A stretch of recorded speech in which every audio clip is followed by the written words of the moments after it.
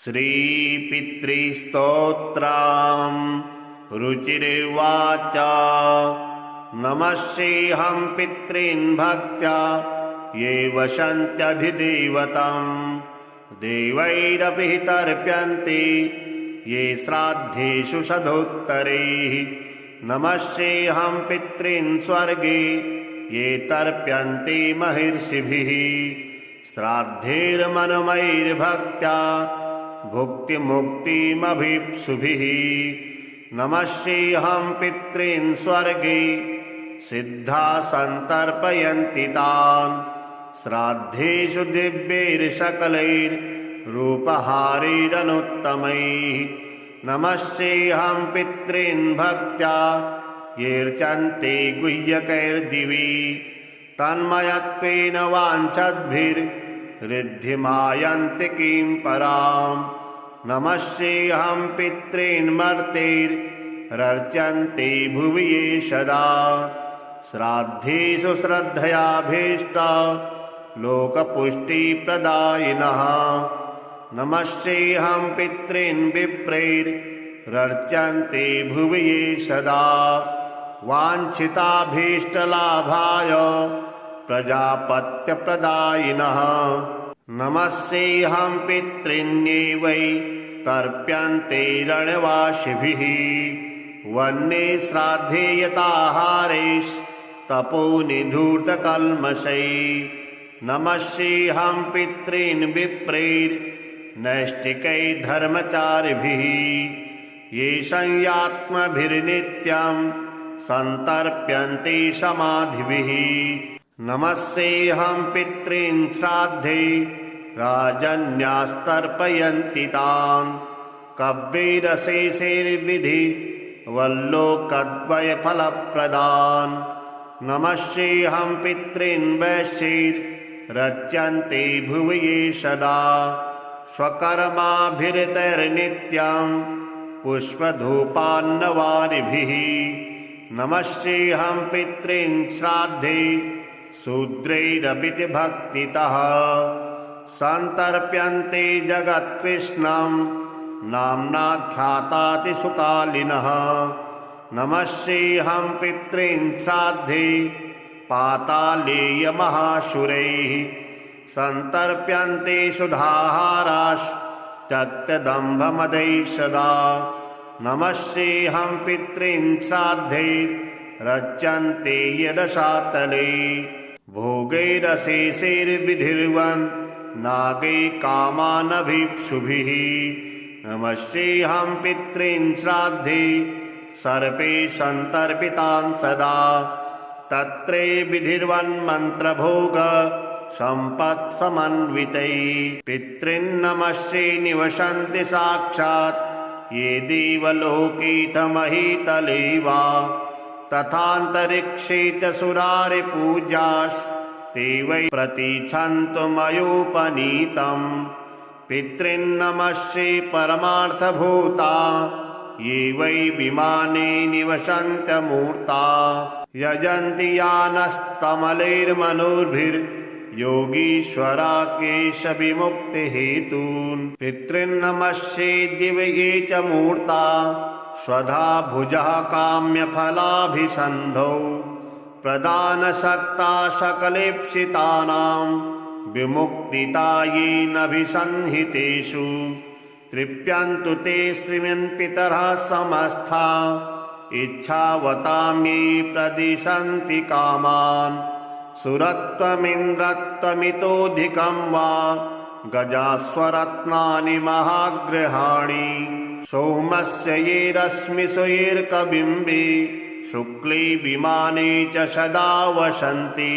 तृप्यन्तु तोऽस्मिन् पितरो न तूर्यैर्गन्धादिना पुष्टिमितो व्रजन्तु। येषां हुताग्नौ हविषा च तृप्तिर्ये भुञ्जति विप्रशरीरसंस्था ये पिण्डदानेन मुदं प्रयान्ति तृप्यन्तु तेऽस्मिन् पितरोन्नतो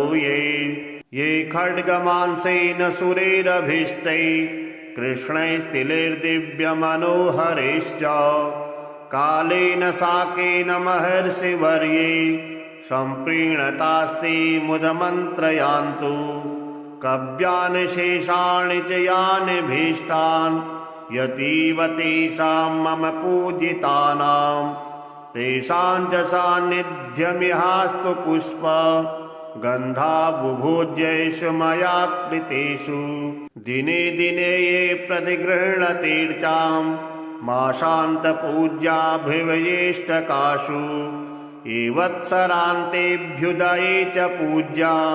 प्रयान्तु ते मे पितरोऽथ तुष्टिम् पूज्या द्विजानां कुमेन्दुभासो ये क्षत्रियाणां जलनार्कवर्णा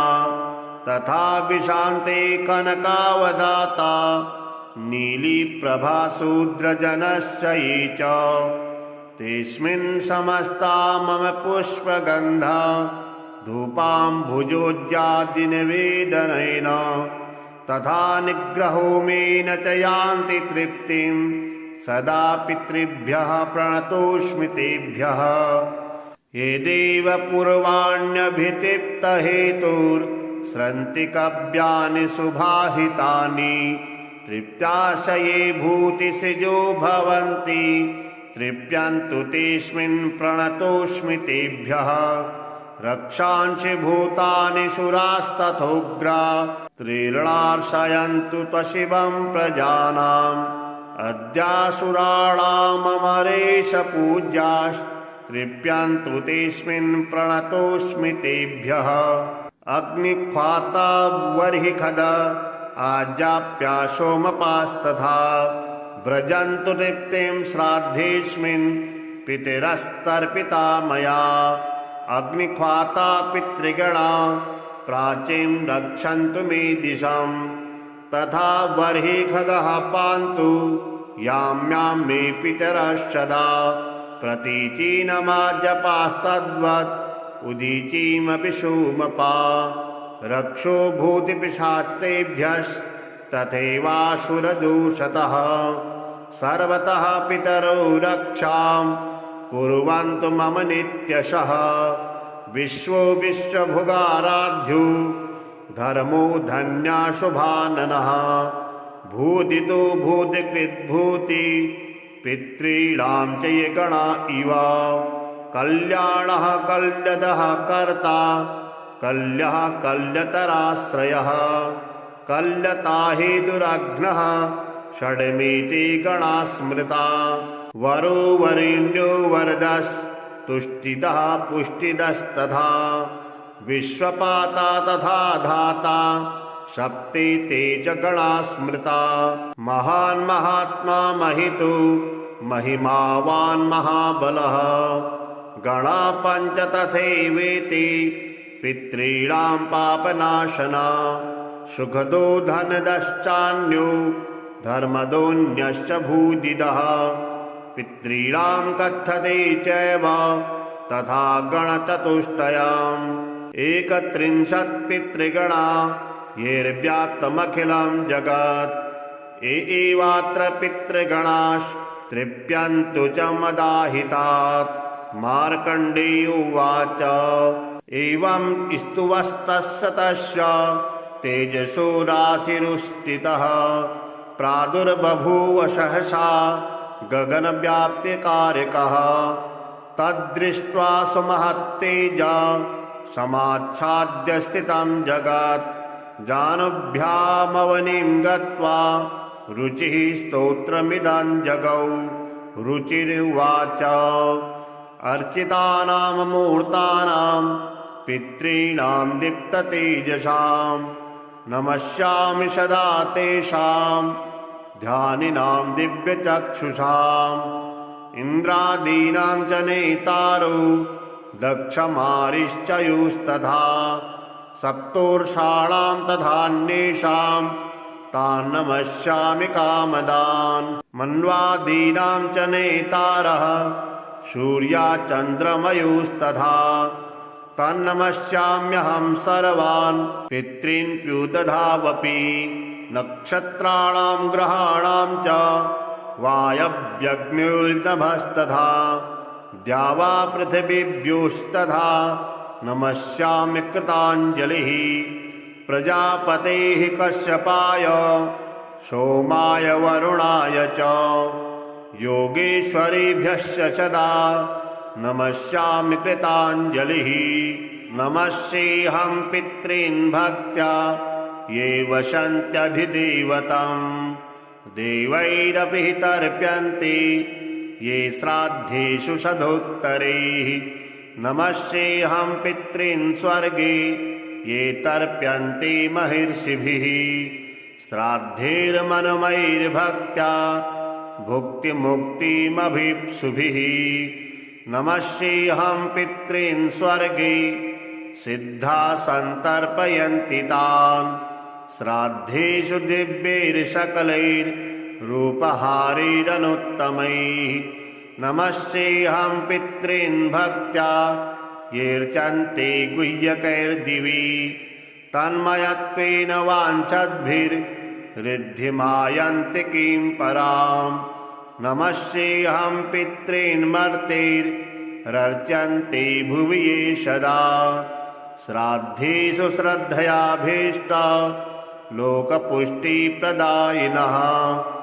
नमस्येऽहं पितॄन् विप्रैरर्चन्ते भुवि ये सदा वाञ्छिताभीष्टलाभाय प्रजापत्यप्रदायिनः नमस्येऽहं पितॄन्ये तर्प्यन्ते रणवासिभिः वन्ये श्राद्धे यताहारैस्तपोनिधूतकल्मषैः नमस्येऽहं पितॄन् विप्रैर्नैष्टिकैः धर्मचारिभिः ये संयात्मभिर्नित्यं सन्तर्प्यन्ते समाधिभिः नमस्येऽहं पितॄन् श्राद्धे राजन्यास्तर्पयन्ति तान् कव्यैरशेषैर्विधि वल्लोकद्वयफलप्रदान् नमस्येऽहं पितॄन् वैश्यैरर्चन्ते भुवि ये सदा स्वकर्माभिरतैर्नित्यं पुष्पधूपान्नवारिभिः नमस्येऽहं पितॄन् श्राद्धे शूद्रैरपि भक्तितः सन्तर्प्यन्ते जगत्कृष्णं नाम्नाख्यातातिसुकालिनः नमस्येऽहं पितॄन् श्राद्धे पातालेयमहासुरैः सन्तर्प्यन्ते सुधाहाराश्चक्तदम्भमदैः सदा नमस्येऽहं पितॄन् श्राद्धे रच्यन्ते यदशातले भोगैरशेषैर्विधिर्वन् नागै कामानभीप्सुभिः नमस्येऽहं पितॄन् श्राद्धे सर्पे सन्तर्पितान् सदा तत्रे विधिर्वन्मन्त्रभोग सम्पत्समन्वितैः पितॄन्नमस्ये निवसन्ति साक्षात् ये देवलोकेऽथ महीतले वा तथान्तरिक्षे च सुरारिपूजास्ते वै प्रतीच्छन्तु मयोपनीतम् पितॄन्नमस्ये परमार्थभूता ये वै विमाने निवसन्त्यमूर्ता यजन्ति यानस्तमलैर्मनोभिर्योगीश्वरा केशविमुक्तिहेतून् पितॄन्नमस्ये दिव्ये च मूर्ता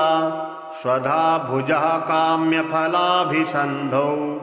प्रदानशक्ता सकलेप्सितानां विमुक्तिता येनभिसंहितेषु तृप्यन्तु ते श्रीमन्पितरः समस्ता इच्छावतां ये प्रदिशन्ति कामान् सुरत्वमिन्द्रत्वमितोऽधिकं वा गजास्वरत्नानि महाग्रहाणि सोमस्य ये रश्मिषु येऽर्कबिम्बे शुक्ले विमाने च सदा वसन्ति तृप्यन्तु तोऽस्मिन् पितरो न तूर्यैर्गन्धादिना पुष्टिमितो व्रजन्तु येषां हुताग्नौ हविषा च तृप्तिर्ये भुञ्जति विप्रशरीरसंस्था ये पिण्डदानेन मुदं प्रयान्ति तृप्यन्तु तेऽस्मिन् पितरोन्नतो ये खड्गमांसेन सुरेरभीष्टैः कृष्णैस्तिलैर्दिव्यमनोहरैश्च कालेन साकेन महर्षिवर्ये सम्प्रीणतास्ते मुदमन्त्रयान्तु कव्यानि शेषाणि च यानि भीष्टान् यतीव तेषां मम पूजितानां तेषां च सान्निध्यमिहास्तु पुष्प गन्धा बुभुज्येषु मया कृतेषु दिने दिने ये प्रतिगृह्णतीर्चां माशान्तपूज्याभिवयेष्टकाशु ये वत्सरान्तेऽभ्युदये च पूज्या प्रयान्तु ते मे पितरोऽथ तुष्टिम् पूज्या द्विजानां कुमेन्दुभासु ये क्षत्रियाणां जलनार्कवर्णा तथा विशान्ते कनकावदाता नीलीप्रभाशूद्रजनश्च ये च तेऽस्मिन् समस्ता मम पुष्पगन्धा धूपाम्भुजोज्जादिनिवेदनेन तथा निग्रहोमेन च यान्ति तृप्तिं सदा पितृभ्यः प्रणतोऽस्मि तेभ्यः ये देव पूर्वाण्यभितिप्तहेतुर्स्रन्ति कव्यानि सुभाहितानि तृप्त्याशये भूतिसृजो भवन्ति तृप्यन्तु तेऽस्मिन् प्रणतोऽस्मि तेभ्यः रक्षांसि भूतानि सुरास्तथोग्रा त्रीर्णार्षयन्तु त्वशिवं प्रजानाम् अद्यासुराणाममरेश पूज्यास्तृप्यन्तु तेऽस्मिन् प्रणतोऽस्मि तेभ्यः अग्निख्वाता वर्हिखद आज्याप्याशोमपास्तथा व्रजन्तु तृप्तिं श्राद्धेऽस्मिन् पितरस्तर्पिता मया अग्निख्वाता पितृगणा प्राचीं रक्षन्तु मे दिशम् तथा वर्हिखदः पान्तु याम्यां मे पितरश्चदा प्रतीचीनमाजपास्तद्वत् उदीचीमपि सोमपा रक्षो भूतिपिशाचेभ्यस्तथैवासुरदूषतः सर्वतः पितरो रक्षां कुर्वन्तु मम नित्यशः विश्वो विश्वभुगाराध्यो धर्मो धन्याशुभाननः भूदितो भूतिकृद्भूति पितॄणां च ये गणा इव कल्याणः कल्यदः कर्ता कल्यः कल्यतराश्रयः कल्यता हेतुरग्नः षड्मेते गणा स्मृता वरो वरेण्यो वरदस्तुष्टिदः पुष्टिदस्तथा विश्वपाता तथा धाता सप्ते ते च गणा स्मृता महान् महात्मा महितो महिमावान् महाबलः गणा पञ्च तथैवेति पितॄणां पापनाशना सुखदो धनदश्चान्यो धर्मदोऽन्यश्च भूदिदः पितॄणां कथ्यते चैव तथा गणचतुष्टयाम् 31 पितृगणा येर्व्याप्तमखिलं जगत् एवात्र पितृगणास्तृप्यन्तु च मदाहितात् मार्कण्डेय उवाच एवं स्तुवस्तस्य तस्य तेजसो राशिरुस्थितः प्रादुर्बभूव सहसा गगनव्याप्तिकारकः तद्दृष्ट्वा सुमहत्तेजा समाच्छाद्य स्थितं जगत् जानुभ्यामवनिं गत्वा रुचिः स्तोत्रमिदं जगौ रुचिरुवाच अर्चितानां मूर्तानां पितॄणां दीप्ततेजसां नमस्यामि सदा तेषां ध्यानिनां दिव्यचक्षुषाम् इन्द्रादीनां च नेतारो दक्षमारिश्चयुस्तथा सप्तोर्षाणां तथान्येषां तान् नमस्यामि कामदान् मन्वादीनां च नेतारः सूर्याचन्द्रमयुस्तथा तन्नमस्याम्यहं सर्वान् पितॄन् प्युदधावपि नक्षत्राणां ग्रहाणां च वायव्यग्निर्नभस्तथा द्यावा पृथिवीभ्योस्तथा नमस्यामि कृताञ्जलिः प्रजापतेः कश्यपाय सोमाय वरुणाय च योगेश्वरेभ्यश्च सदा नमस्यामि कृताञ्जलिः नमस्येऽहं पितॄन् भक्त्या ये वसन्त्यधिदेवतम्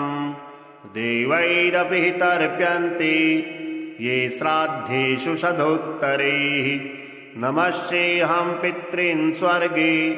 ये तर्प्यन्ते महर्षिभिः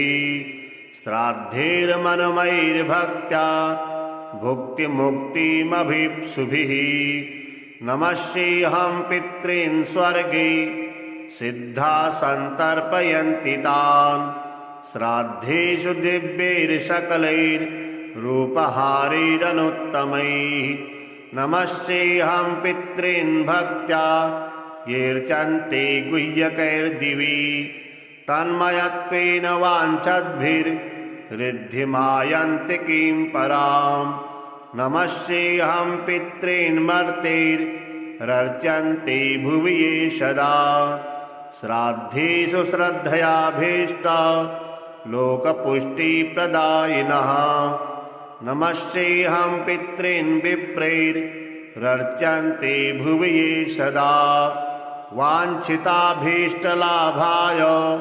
प्रजापत्यप्रदायिनः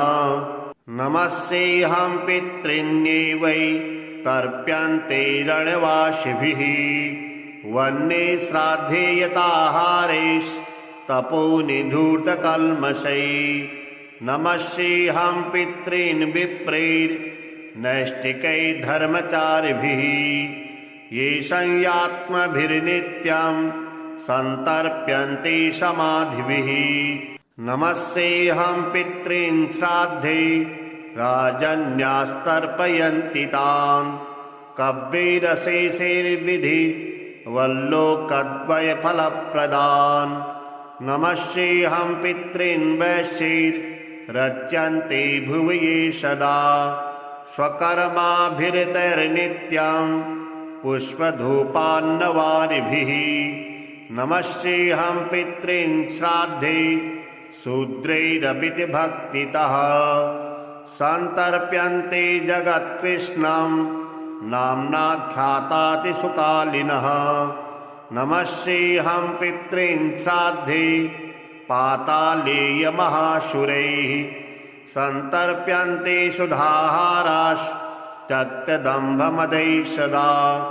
नमस्येऽहं पितॄन् श्राद्धे रच्यन्ते यदशातले भोगैरशेषैर्विधिर्वन् नागै कामानभीप्सुभिः नमस्येऽहं पितॄन् श्राद्धे सर्पे सन्तर्पितान् सदा तत्रे विधिर्वन्मन्त्रभोग सम्पत्समन्वितैः पितॄन्नमस्ये निवसन्ति साक्षात् ये देवलोकेऽथ महीतले वा तथान्तरिक्षे च सुरारिपूजास्ते वै प्रतीच्छन्तु मयोपनीतम् पितॄन्नमस्ये परमार्थभूता ये वै विमाने निवसन्त्यमूर्ता यजन्ति यानस्तमलैर्मनोभिर्योगीश्वरा केशविमुक्तिहेतून् पितॄन्नमस्ये दिव्ये च मूर्ता स्वधा भुजः काम्यफलाभिसन्धौ प्रदानसक्ता सकलेप्सितानां विमुक्तिता येनभिसंहितेषु तृप्यन्तु ते श्रीमन्पितरः समस्ता इच्छावतां ये प्रदिशन्ति कामान् सुरत्वमिन्द्रत्वमितोऽधिकं वा गजास्वरत्नानि महागृहाणि सोमस्य ये रश्मिषु येऽर्कबिम्बे शुक्ले विमाने च सदा वसन्ति तृप्यन्तु तोऽस्मिन् पितरो न तूर्यैर्गन्धादिना पुष्टिमितो व्रजन्तु येषां हुताग्नौ हविषा च तृप्तिर् ये भुञ्जति विप्रशरीरसंस्था ये पिण्डदानेन मुदं प्रयान्ति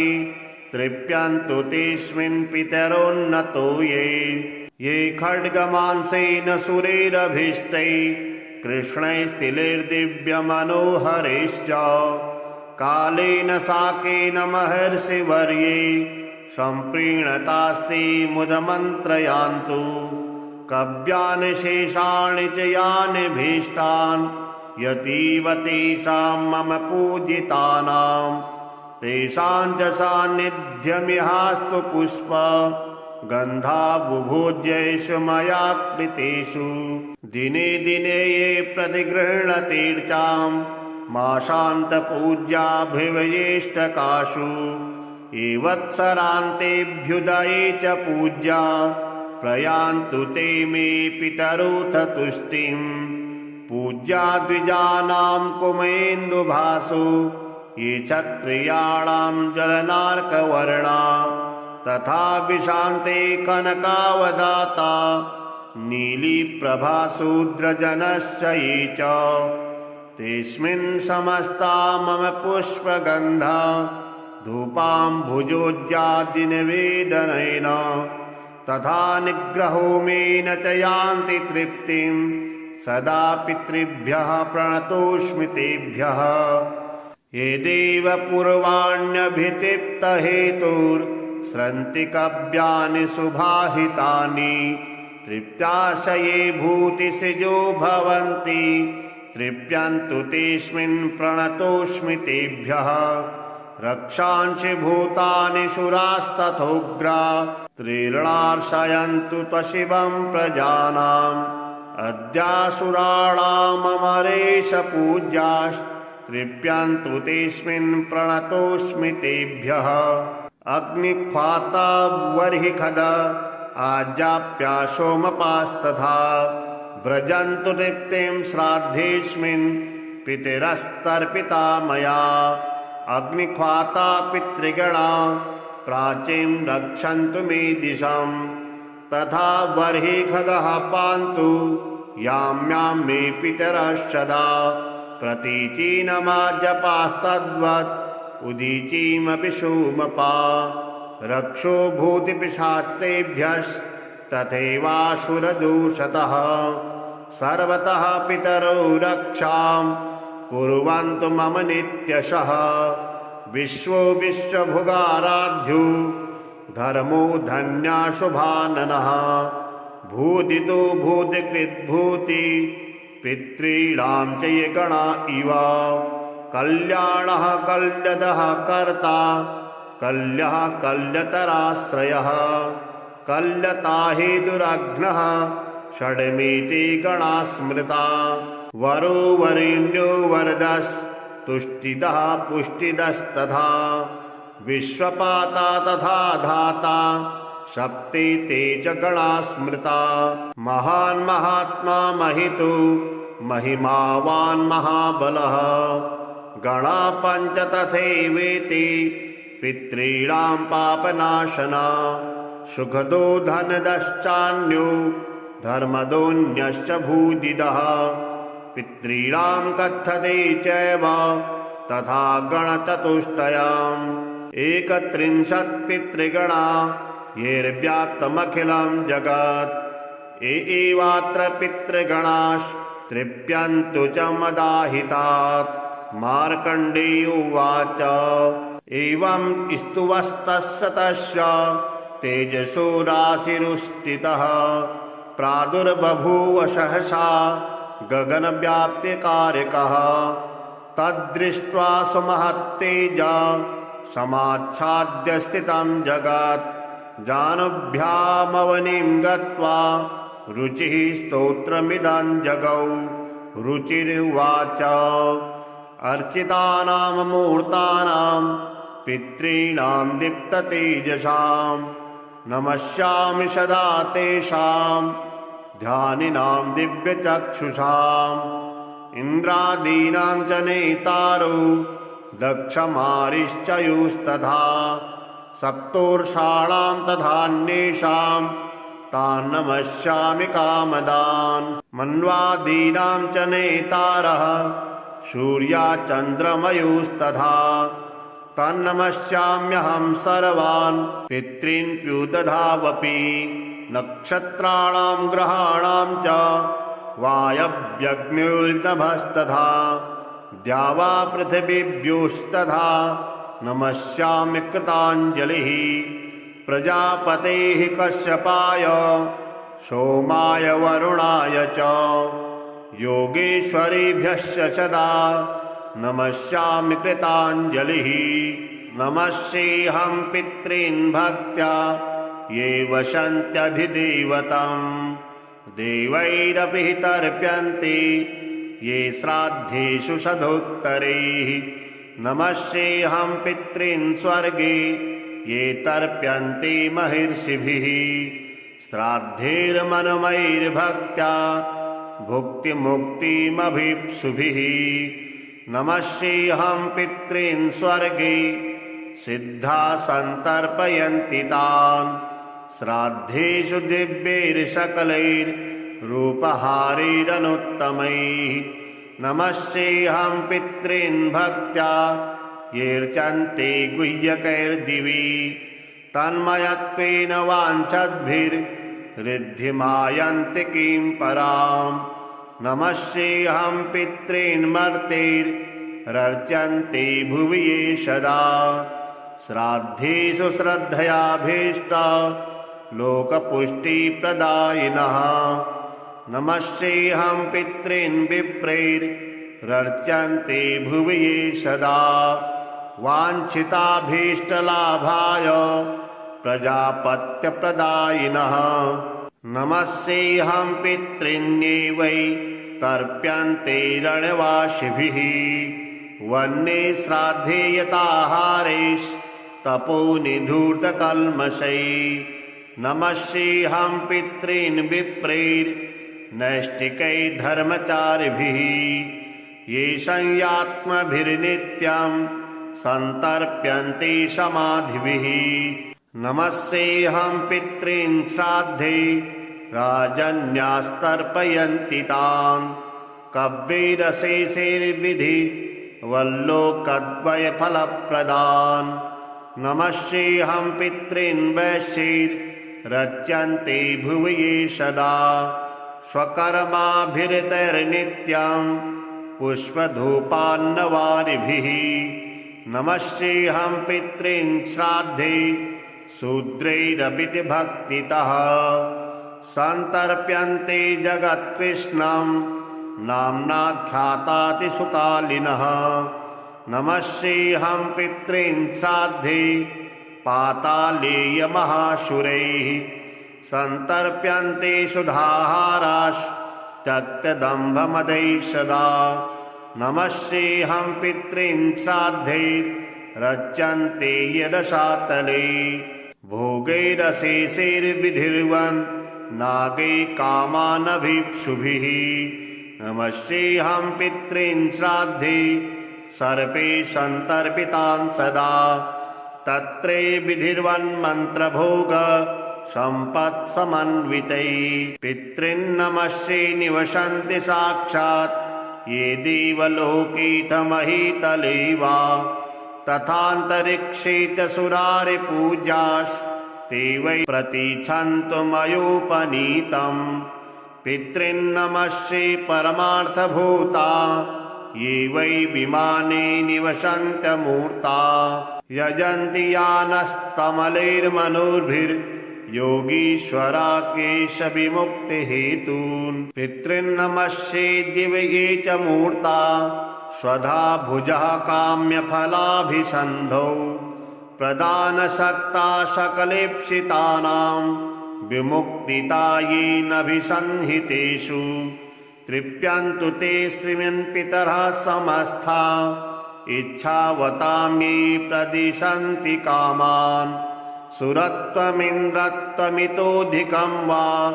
गजास्वरत्नानि महाग्रहाणि सोमस्य ये रश्मिषु येऽर्कबिम्बे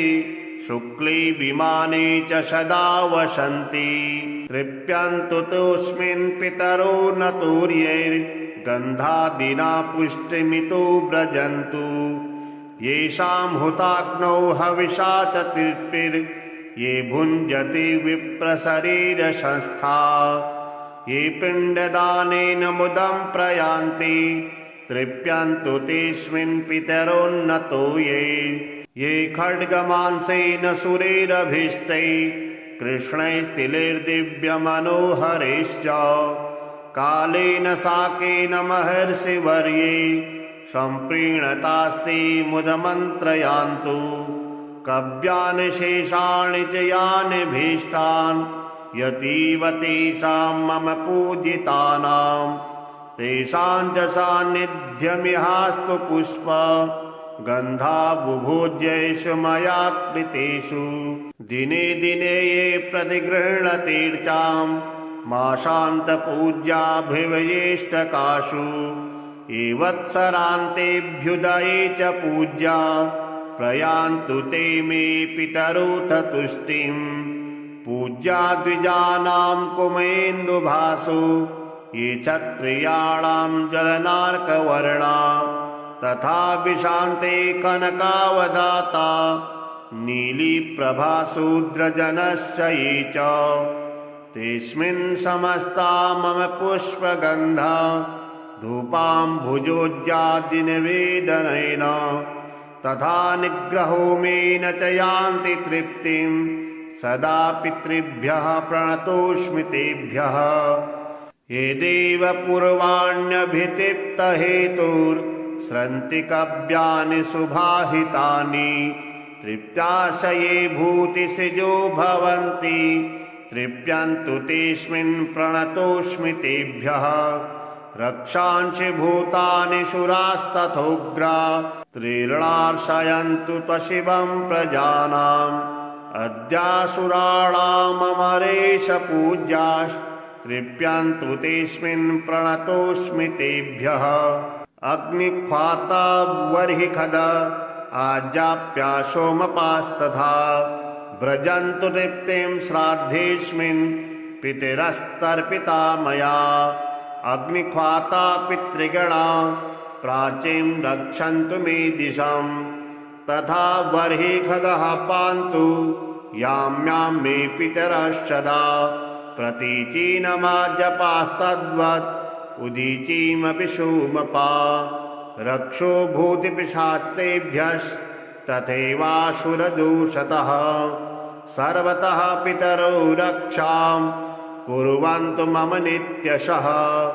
विश्वो विश्वभुगाराध्यो धर्मो धन्या शुभाननः भूदितो भूतिकृद्भूति पितॄणां च ये गणा इव कल्याणः कल्यदः कर्ता कल्यः कल्यतराश्रयः कल्यता हेतुरग्नः षड्मेते गणा स्मृता वरो वरेण्यो वरदस्तुष्टिदः पुष्टिदस्तथा विश्वपाता तथा धाता सप्तेते च गणा स्मृता महान् महात्मा महितो महिमावान् महाबलः गणा पञ्च तथैवेति पितॄणां पापनाशना सुखदो धनदश्चान्यो धर्मदोऽन्यश्च भूदिदः पितॄणां कथ्यते चैव तथा गणचतुष्टयाम् 31 पितृगणा येर्व्याप्तमखिलं जगत् एवात्र पितृगणास्तृप्यन्तु च मदाहितात् मार्कण्डेय उवाच एवं स्तुवस्तस्य तस्य तेजसो राशिरुस्थितः प्रादुर्बभूव सहसा गगनव्याप्तिकारकः तद्दृष्ट्वा सुमहत्तेजा समाच्छाद्य स्थितं जगत् जानुभ्यामवनिं गत्वा रुचिः स्तोत्रमिदं जगौ रुचिरुवाच अर्चितानां मूर्तानां पितॄणां दीप्ततेजसां नमस्यामि सदा तेषां ध्यानिनां दिव्यचक्षुषां इन्द्रादीनां च नेतारो दक्षमारिश्चयुस्तथा सप्तोर्षाणां तथान्येषां तान् नमस्यामि कामदान् मन्वादीनां च नेतारः सूर्याचन्द्रमयुस्तथा तन्नमस्याम्यहं सर्वान् पितॄन् प्युदधावपि नक्षत्राणां ग्रहाणां च वायव्यग्निर्नभस्तथा द्यावा पृथिवीभ्योस्तथा नमस्यामि कृताञ्जलिः प्रजापतेः कश्यपाय सोमाय वरुणाय च योगेश्वरेभ्यश्च सदा नमस्यामि कृताञ्जलिः।